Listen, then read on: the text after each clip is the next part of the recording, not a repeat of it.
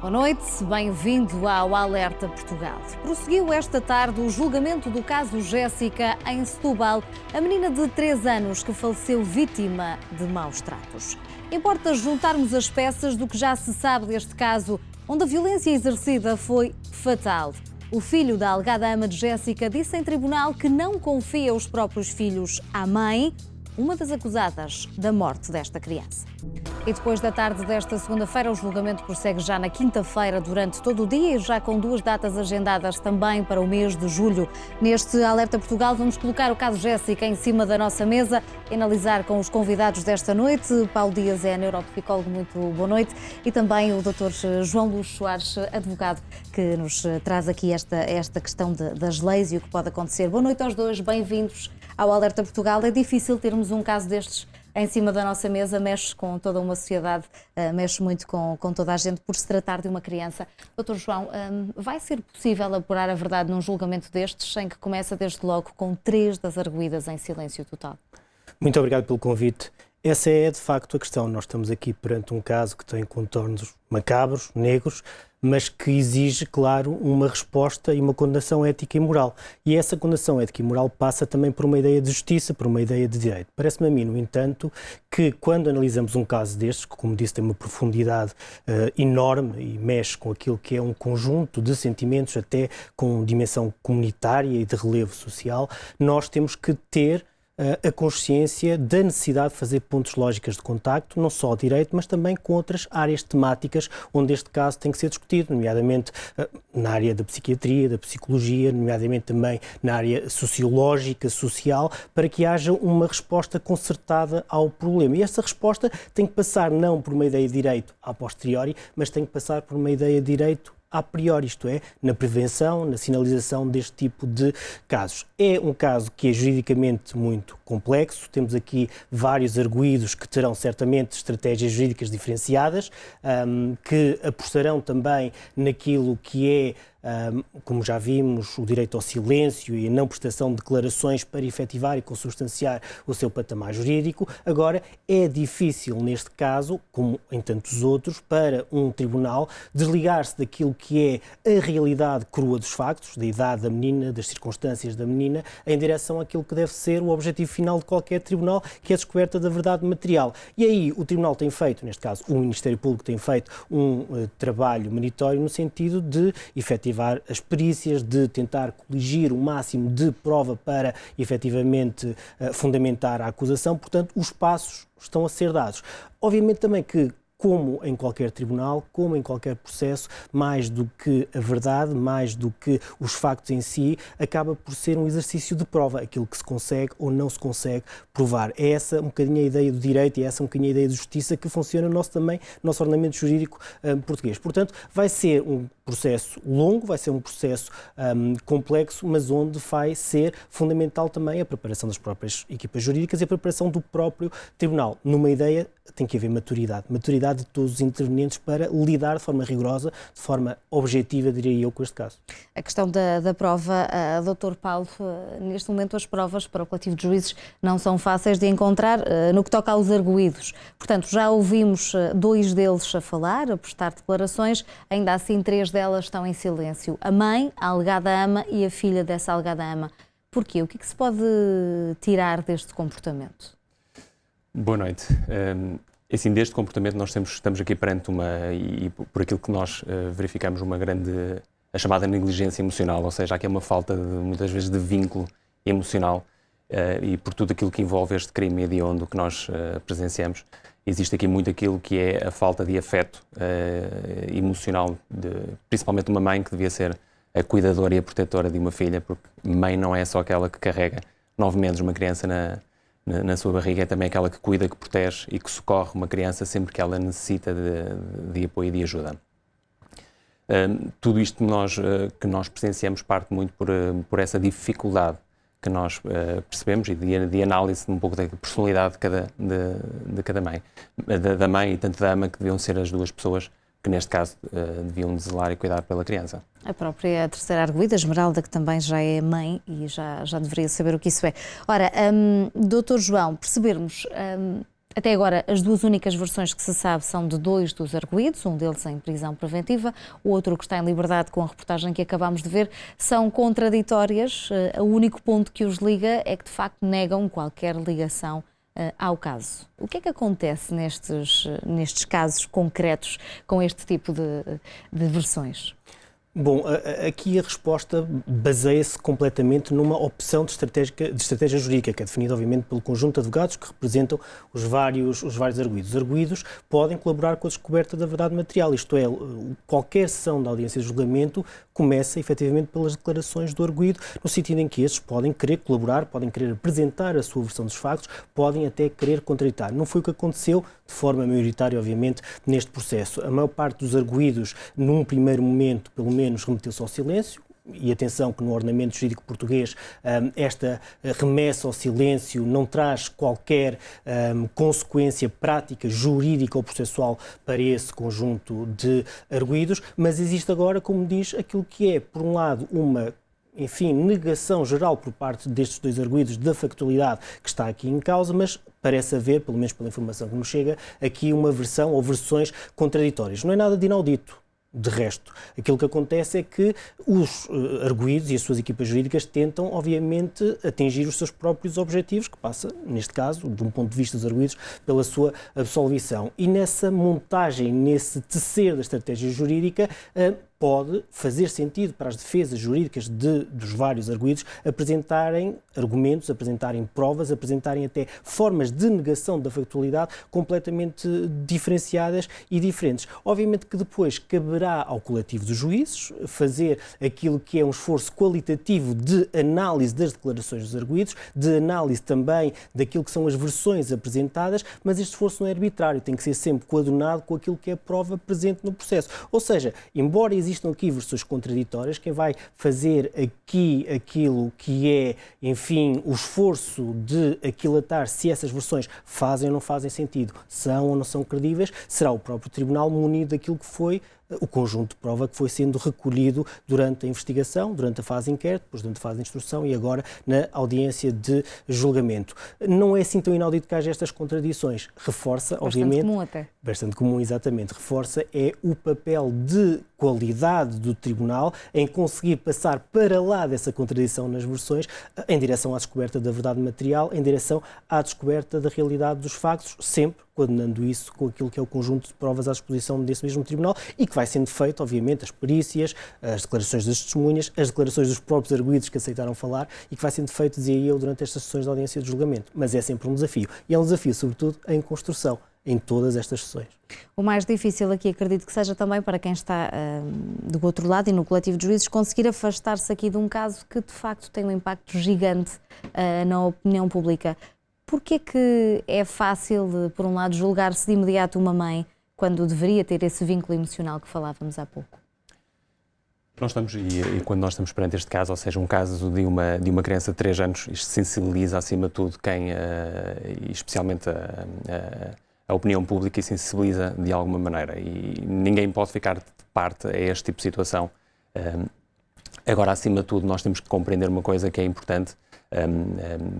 Infelizmente a Jéssica não está cá para podermos ouvir o que ela possa ter a dizer, e nós estamos a falar de uma criança de 3 anos que pela sua muita dificuldade de expressão das suas próprias emoções e dos seus próprios atos, seria muitas das vezes difícil alcançar nesta fase o que quer que fosse da parte da Jéssica, se ela pudesse estar cá e poder se defender desta situação, mas acima de tudo olhar para esta negligência emocional de uma mãe que devia ter protegido e cuidado desta filha.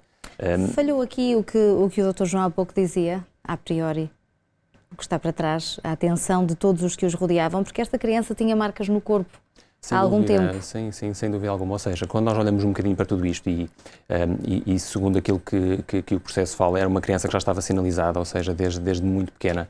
Desde que nasceu no próprio hospital foi sinalizada. Ou seja, nós já estávamos perante uma situação que foi sinalizada, ou seja, havia um cuidado redobrado. Agora eu também defendo esta ideia de que é fácil nós olharmos agora e podermos apontar o dedo a tudo e mais alguma coisa e tentar perceber o que é que falhou em toda esta situação. É evidente que tudo isto podia ter tido outros contornos se houvesse outro tipo de de perspectiva, ou seja, de quem pudesse ter pegado em todas estas situações, mas nós muitas vezes na parte, por exemplo, da psicologia, quando nós avaliamos e analisamos determinadas situações, quando há este trabalho muitas vezes em cooperação com estas entidades, muitas das vezes torna-se também difícil nós podermos avaliar ou atestar determinadas situações de perigo iminente que possa existir, ou seja... Ainda há medo de denunciar esse tipo de situações e nós assistimos no próprio julgamento uma série de testemunhas que quiseram ser ouvidas à porta fechada com medo de represálias, porque alguns deles eram vizinhos claro, da família. Ou seja, existe aqui aquela ideia de medo, quando nós falamos de uma questão social, ou seja, e aquilo que eu estava há pouco a dizer, que é, nós não podemos olhar só diretamente para as pessoas que cometeram este ato ou este crime, mas também para tudo aquilo que indiretamente funcionou mal. E muitas das vezes este lado social, ou seja, esta dificuldade das próprias pessoas se reprimirem as situações e não comunicarem e não falarem, fazem com que muitas vezes as situações sejam silenciadas, ou seja, e haja muitas das vezes a dificuldade de chegar a outros tipos de trâmites que possam falar um pouco ou dizer aquilo que não é dito por palavras, muitas vezes nestas pequenas crianças que não têm essa capacidade de se expressar a si própria. E se por outro lado conseguirmos olhar para estes pais, para estes avós, para estas pessoas que a rodeiam, conseguimos traçar um perfil de agressor. Neste caso, os arguidos em questão, falamos da mãe, Inês, mas falamos também de uma família, não é? Portanto, existia ali uma figura paterna, por assim dizer, não é? Da própria família, duas senhoras que também elas já eram mães. Sem dúvida. Ou seja, nós estamos aqui a falar acima de tudo de uma parte de uma família que provavelmente, e muitas vezes é difícil nós podermos fazer essas avaliações sem conhecer as próprias pessoas em si ou sem avaliarmos, mas nós estamos perante uma situação de negligência total, ou seja, há uns maus tratos existentes, algo que está a acontecer perante tudo aquilo e todos colocar uma venda nos próprios olhos, ou seja, tentaram-se evitar toda essa situação. E por isso é que eu olho e vejo que é muito fácil agora todos acusarem e apontarem os dedos, mas provavelmente durante esses 3 anos, em que muitas situações, se calhar muito mais do que aquilo que nós conhecemos, poderiam estar a surgir, e não houve muitas vezes se calhar esse apelo ou essa ajuda necessária para a própria Jéssica em si. Vamos fazer uma curta pausa no nosso Alerta Portugal. Voltamos já a seguir para continuarmos a olhar para este caso que continua a chocar o país. Até já.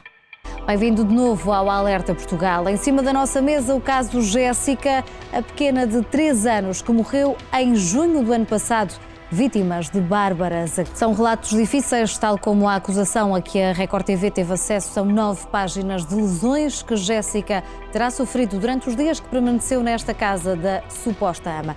Ora, Paulo Dias e João, estamos de volta. Obrigada aos dois. Doutor João, percebermos aqui em causa. Portanto, vamos basear-nos no que já foi ouvido em tribunal, do que aconteceu. Falamos desta suposta ama, porque na verdade quando se soube o que tinha acontecido foi assim que foi intitulada, mas de todo não tinha esse hábito de tomar conta de crianças, e soubemos mais em tribunal de que o próprio filho, Eduardo Montes, que é arguido neste processo, não confia os próprios filhos à mãe. O que é que isto quer dizer? Esta é uma informação muito relevante neste processo de análise das sessões de audiência de julgamento. É relevante, por um lado, porque, enfim, existe aqui um movimento por parte de um dos arguidos de responsabilização, que eu diria direta, da falta de capacidade, da tal negligência grosseiríssima por parte da ama, por parte da sua mãe, dizendo que em nenhuma situação lhe conferiria os próprios filhos. Isto é uma análise de um dos arguidos, de um dos envolvidos. Portanto, obviamente que por parte do tribunal tem que haver aqui um esforço... Eu recordo até uma das frases que ele disse em tribunal, que a minha mãe é um bocadinho desacertada. Isso diz tudo, esse tipo de declarações podem dizer tudo. Obviamente que tem que ser com granuçalis, com a devida cautela, valoradas pelo tribunal e pelo seu esforço de livre apreciação da prova. Mas é uma acusação direta de um dos arguidos para o outro arguido e que, portanto, tem aqui aquilo que é um poder, obviamente, de ajudar a clarificar esta situação e de formar também aquilo que é a convicção do próprio tribunal. Não podemos também deixar de sublinhar que os arguidos, por vezes, utilizam este tipo de subterfúgios, este tipo de estratégias também para fazerem um esforço de desresponsabilização dos próprios Poderá dos ser próprios uma atos. estratégia da própria defesa de Eduardo? Poderá também ser neste segundo segmento aquilo que é uma estratégia da própria defesa do Eduardo, que, recordo, é um dos arguidos que não foi sujeito a prisão preventiva. Está em liberdade, é acusado apenas de tráfico de estupefacientes e também de violação, ou seja, da colocação dos tais óvulos na menor, para ser o transporte de droga. portanto, tem aquilo que é uma acusação diferenciada em relação aos outros arguidos, com um menor número de ilícitos criminais e, pelo menos em abstrato, uma participação com menor culpa e com menor gravidade naquilo que são os factos que constam na acusação. Portanto, também nesse segundo vetor pode ser uma linha e uma estratégia de defesa. O vetor mais interessante, na minha opinião, é que, ao optar por esta estratégia jurídica, e aqui é uma análise, obviamente, de advogado, não podemos deixar de considerar que o próprio arguido está também a fazer uma avaliação do seu próprio comportamento, ou seja, a compactuar com este tipo de situações, ao não ter intervido quando podia para fazer cessar o sofrimento daquela menor, sabendo de antemão que a sua mãe, essa arguida, não teria as condições para desempenhar o suposto papel de ama, está também, de certa forma, a participar nessa factualidade, ou pelo menos a permitir que ela continue e esses ilícitos criminais continuem.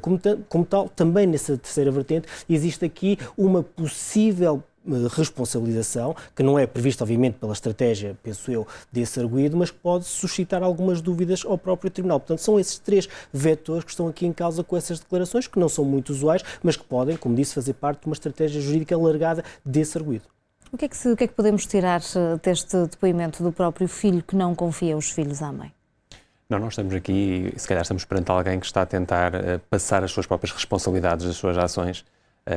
E se calhar o Dr. João poderá, e como disse muito bem há bocadinho, são se calhar estratégias que podem também fazer parte. Mas acreditando nós, na verdade, e na versão apresentada pelo arguido em tribunal, quer dizer que não existe essa ligação, a ligação emocional também não existe ali. Claro, sem dúvida alguma, ou seja, alguém que é capaz de dizer isso à sua própria mãe, ou seja, que não confia os seus filhos à sua própria mãe, já muito quer dizer a nível daquilo que é a responsabilidade que essa própria pessoa tem perante tudo aquilo que está a acontecer, ou seja, e tudo aquilo que ele provavelmente, estando a dizer isso e da veracidade das suas palavras, algo que ele também já possa ter presenciado ao longo da sua vida e por assim também se calhar ter tanta certeza em dizer isso da forma como ele diz, sem dúvida alguma.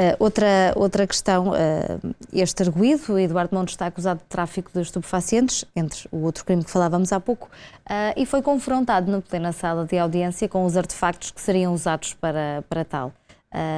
Disse que não conhecia, que nunca tinha visto com os objetos à frente.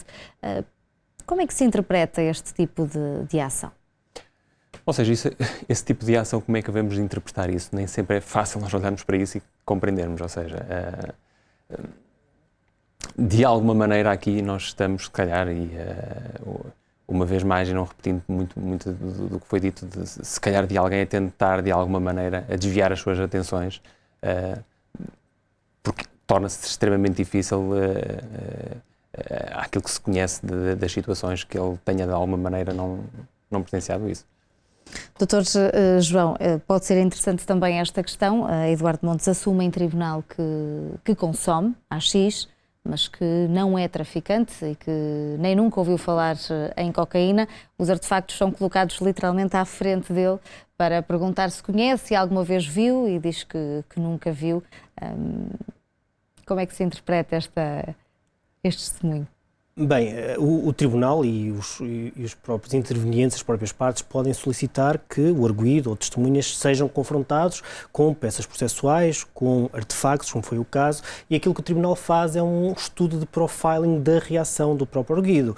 Por vezes é tão importante aquilo que se diz, a reação, como aquilo que não se diz, como aquilo que se oculta. Portanto, e hoje em dia os nossos juízes estão perfeitamente preparados para fazer esse tipo de leitura, que é uma leitura que vem, obviamente, de um lastro de experiência, do contacto com muitos arguidos, com muitos processos, com muitas testemunhas, em que se consegue diferenciar aquilo que é dito, a forma como é dito e a forma como os arguidos transmitem a sua verdade e não a verdade dos factos ao Tribunal, mas depois é também alavancado em técnicas de leitura de arguido e leitura de testemunhas que estão agora bastante divulgadas e que são utilizadas pelos próprios tribunais. É, obviamente, também normal que o arguido tenha optado por essa justificação, que é uma justificação, de resto, por uma expressão clássica neste tipo de casos. Quando estamos perante aquilo que são crimes de tráfico de droga, agravados neste caso, e com os contornos que todos nós conhecemos deste caso específico, é normal que o arguido,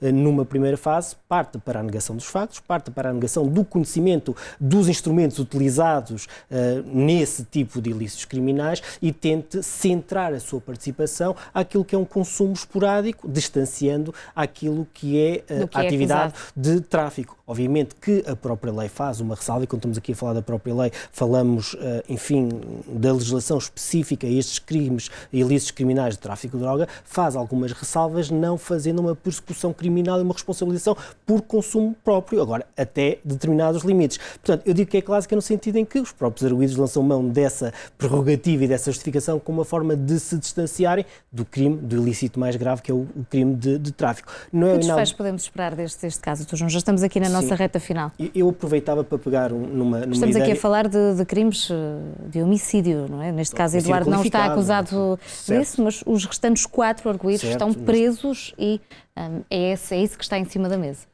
Essa é uma nota muito pertinente, porque nós deixamos levar pelos circunstancialismos dos casos, e falamos aqui em tráfico de droga, falamos hoje em violação, mas estamos aqui perante aquilo que é o ilícito criminal rei no ordenamento jurídico português, que é o homicídio qualificado. Rei no sentido em que é o mais grave, aquele que, enfim, tem consequências mais nefastas em termos de política criminal para os próprios arguidos. Eu pegava numa ideia que o Sr. há bocado sublinhou e que me parece muito essencial e que vem também um bocadinho entrocar naquilo que é a minha ideia de necessidade de prevenção, necessidade de sinalização. Obviamente que estes casos não podem ser pontos de chegada, têm que ser pontos de partida reflexivos e a condenação ética e moral não é singular. É de todos nós, enquanto comunidade. Portugal tem, a nível legislativo, aquilo que é um conjunto de legislações bem elaboradas, vindas de diretivas europeias, de maus tratos de crianças, de violência doméstica. Nós ouvimos os nossos representantes políticos falar no interesse superior da criança, mas o esforço não pode ser apenas conjuntural, tem que ser efetivamente estrutural, apostando naquilo que falta, que são as pessoas que apliquem essas leis, as pessoas que aplicam essa legislação. Falta de meios de recursos humanos. Esse é um dos pontos fundamentais e, até por respeito ao menor, por respeito aos circunstancialismos, esta resposta de direito tem que ser feita também de forma reflexiva, de forma para o futuro, para que não volte a acontecer, obviamente. É isso que falta, Dr. Paulo, estamos mesmo a fechar, é isso que falta na sociedade portuguesa, este cuidado, saber cuidar dos outros. Sem dúvida alguma, ou seja, acima de tudo aquilo que eu defendo muito é que há aqui muita morosidade nestes tipos de casos, seja a nível... Já passou um ano praticamente. Sem dúvida alguma. E acredito, acima de tudo, que estes casos, estes ciclos devem ser fechados, acima de tudo, mas não devem ser esquecidos, porque esta ideia de prevenir e procurar sempre fazer algo mais para proteger estas crianças que têm, de alguma forma, esta dificuldade, acima de tudo, de se expressarem perante aquilo que é o mundo dos adultos, é algo extremamente importante e que deve ser sempre tido em conta para evitarmos este tipo de situações. É a maior reflexão que tiramos com certeza deste caso e de outros com tal mediatismo, como o caso de Valentina ou o caso de Joana. Obrigada aos dois pela companhia neste Alerta. Obrigado.